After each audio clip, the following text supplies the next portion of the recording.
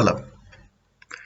So today I kind of wanted to talk about how to use linguistics to try to help with language learning. Because, I've seen a lot of people, especially with rote memorization and spatial repetition, um, software, and using a lot of flashcards, they don't necessarily think, oh, I don't need to study the word acción in Spanish because it sounds exactly the same as action or lo que sea. Like, so first, some things you can do is just really look into the history of the languages, especially if you're a polyglot or you're trying to become a polyglot. One of the easiest ways to become a polyglot is specifically searching um, specific language families, and it's much easier to become a polyglot within one language family or within one language area rather than hopping all across the world. Like, for example, if I wanted to learn Katlaalisut from Greenland, and then I wanted to learn Swahili, and then Arabic and English, that's a lot harder than, for example, knowing English, Dutch, Indonesian, Tagalog. So you kind of need to, because, well, let me explain that example. English and Dutch. Dutch is one of the most closely related West Germanic languages to English. And then, because of so many years of Dutch colonization in Indonesia, and Indonesia already having a lot of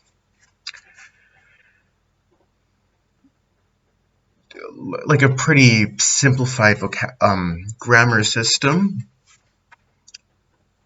Indonesian is one of the easiest, if not the easiest, widely spoken Austronesian language to learn. And then Tagalog, you can see the similarities between Tagalog and Indonesian because, yes, they're from different branches of that language family, but they're all Indonesian. They're all Austronesian languages. So if you are trying to become a polyglot, for example, or if you already have like conocimiento, knowledge of one language family versus another, use your research, sound changes, and grammar changes that have happened throughout the centuries. Like, for example, if you're learning German, one really good way to help you know how to conjugate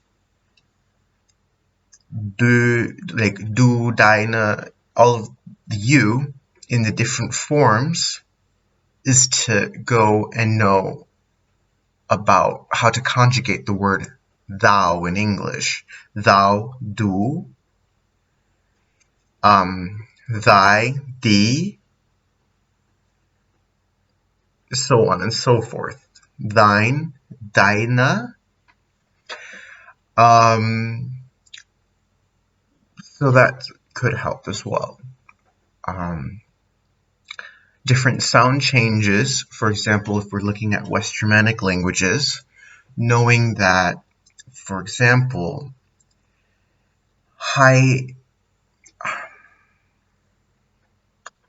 the Alemannic languages and the High German varieties. So within the West Germanic language family, you have the languages such as Low Saxon, such as Dutch, such as Frisian, such as English, debatably Scots as well. All of those are in one section.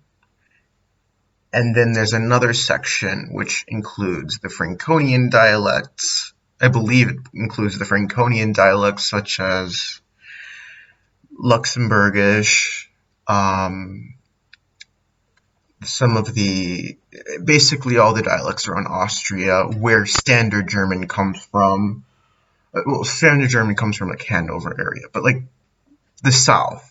So if you know, it's like called Ingvaeonic or some shit like that, but I can't remember. But basically, if you know that, for example, there were extra sound changes from that area, for example, Apfel versus appel and apple. Nederlands, het is appel, klopt. In German, Apfel, and then you have English, apple. And so you know the difference between the two different branches of the West Germanic language family. You can say, okay, so if water, if the T's became S's in German, I can then be like, okay, eat, essen,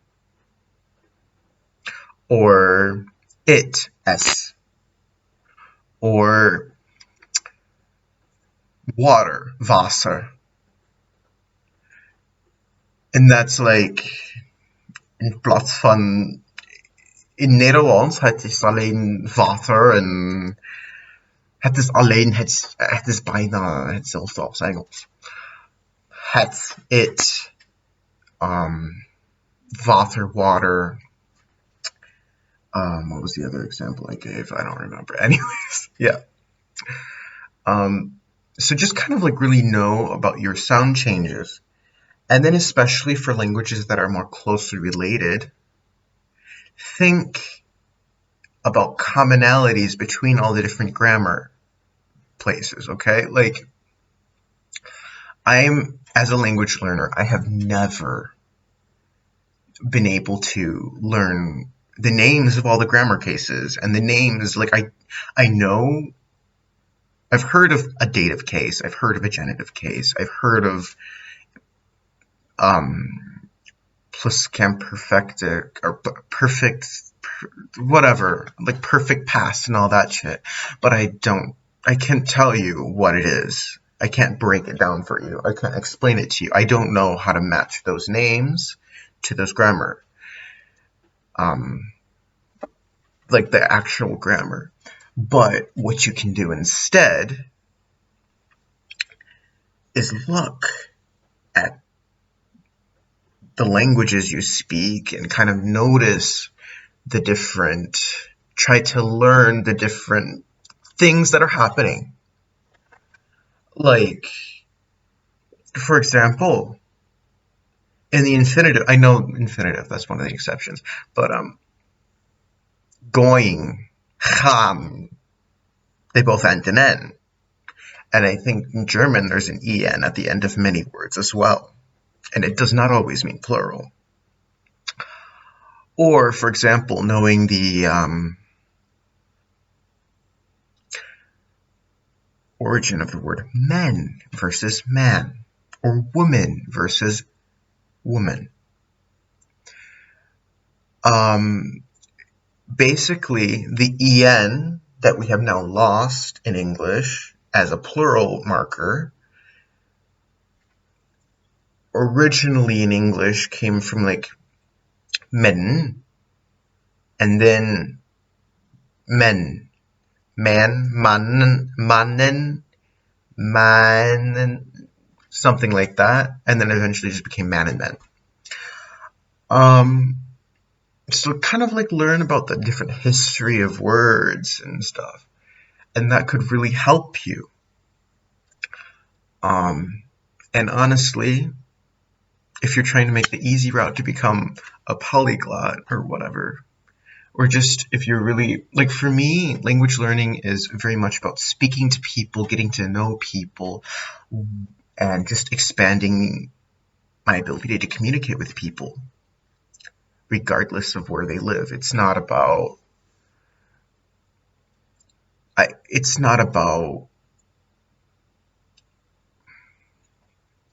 necessarily travel per se. I really love historical linguistics, but that's besides the point. Learning languages is to communicate with people, and it provides me security that when I go to Peru, I'm gonna be able to communicate with the people. At least I go to Tunisia, I can speak French. They might not be able to speak English, but a lot of them can speak French. So that's something. But yeah, it's not just about adding things to your list. It's about also really improving what you have. Lately, something I've really noticed is a lot of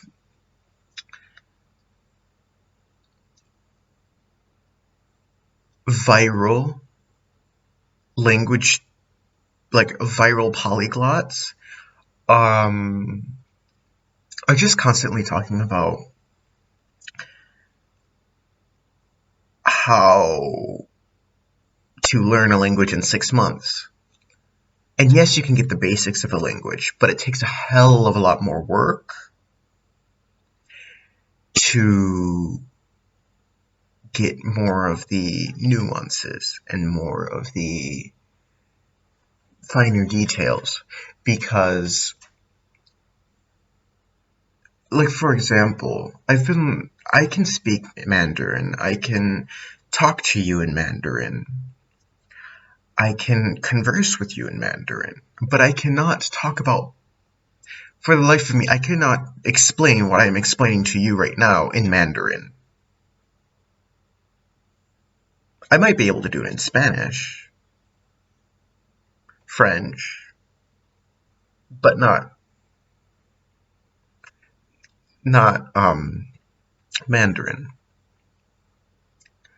But yeah,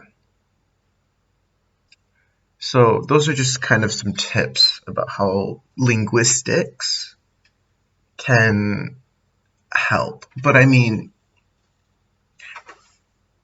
it's not just historical linguistics, it's also linguistic influences from throughout time. Like, for example, if you look at English or Romanian or Hungarian or Maltese, Japanese, Vietnamese, Swahili,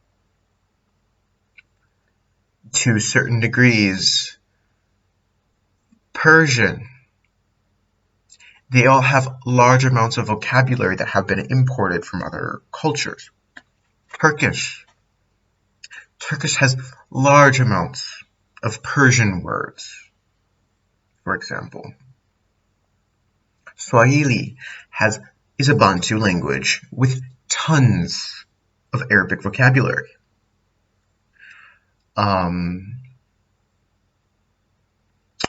Japanese, Korean, Vietnamese, none of them are related to Chinese in any provable sort of way. The grammar systems are completely different. I mean, if you look, 水 is water, 注 is water in 叠酒. That kind of sounds similar, especially when you look at the pinyin, because you can be like, oh, 水 注 okay. 呢 顶点 呢 that does not sound at all similar. But yeah. But let's see. 歴史历史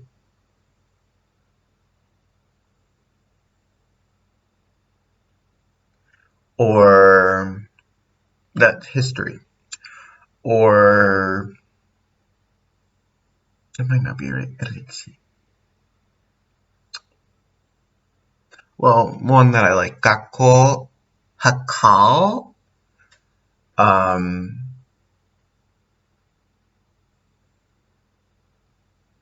what is it in Vietnamese? Hak something, but hak, tak, hak. Yeah. So there's some things like that that are pretty damn similar. Or Maltese has tons of Italian influence. English has tons of French influence. In fact, me as a native English speaker, it's easier to explain linguistic concepts and or a lot of academic things. It's a lot easier to explain them in French, Italian, or no, I don't speak Italian, but French, Portuguese, Spanish, rather than in Dutch, because in Dutch, the words are a lot more of the words still remain from that Germanic core. It would remain the same for Norwegian or Danish or whatever. Or Romanian having so much Slavic vocabulary. Yeah. So that's just some of the things that kind of like, could help. Just Wikipedia is wonderful. Wikipedia is how I learned the vast majority of all of my linguistic knowledge. It's how I learned about the existence of Grimm's Law, about the existence of so many, like the Altaic theory, about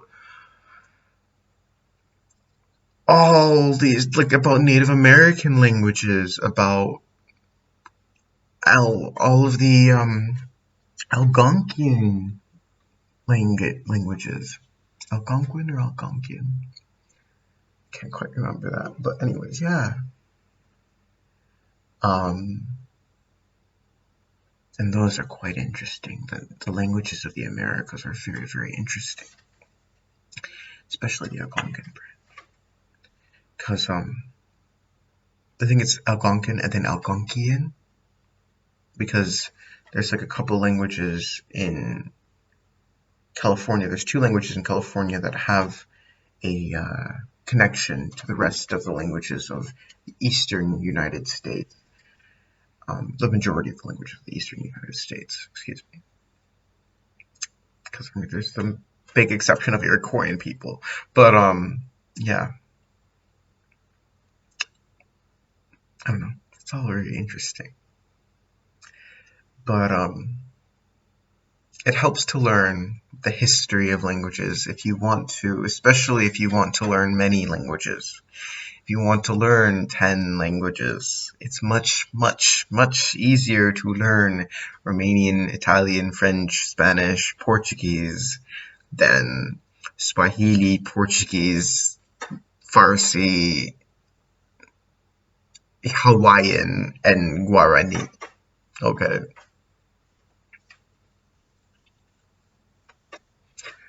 But, yeah. Anyways, I don't know. This is kind of a random video of me rambling, but hope it helps somebody. I don't know. But yeah, good night.